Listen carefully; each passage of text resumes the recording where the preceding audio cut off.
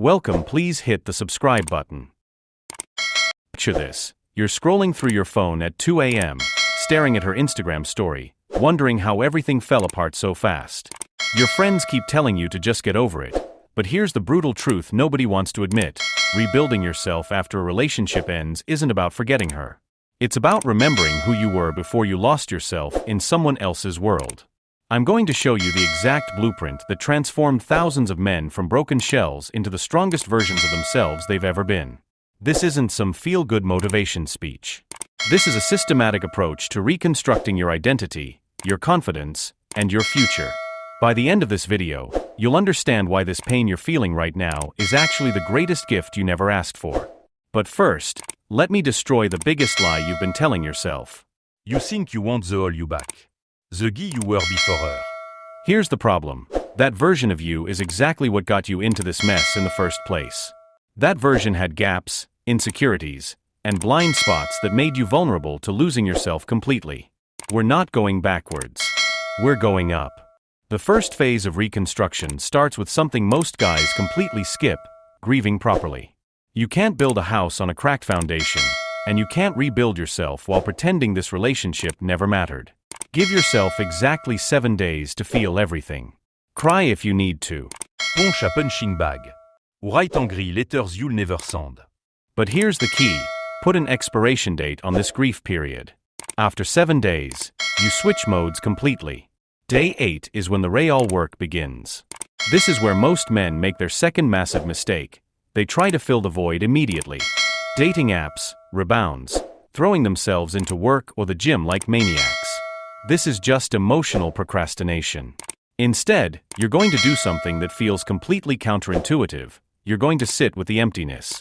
Create what he calls the void audit.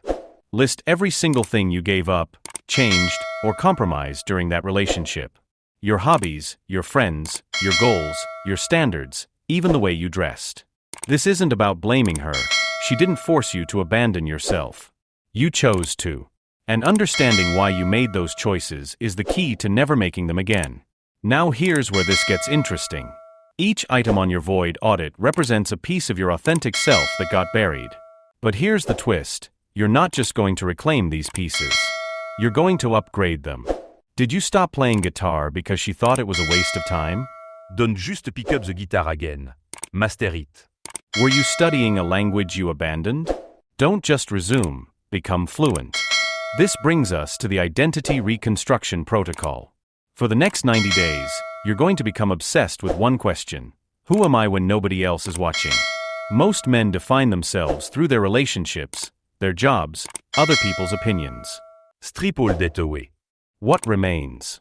Start with your non-negotiables. These are the core values and boundaries you will never compromise again, regardless of how amazing the next woman seems. Write them down. Memorize them. Tattoo them on your soul if you have to. Because the moment you start bending these again, you begin the slow slide back into losing yourself. Physical transformation is crucial, but not for the reasons you think. Yes, hitting the gym hard will make you look better and feel more confident. But the real value is in proving to yourself that you have complete control over your own development. Every rep, every mile, every healthy meal is evidence that you are the architect of your own improvement. Mental reconstruction requires you to audit your thought patterns. Notice how often you think about her throughout the day. Each time she crosses your mind, immediately redirect your attention to something you're building for yourself.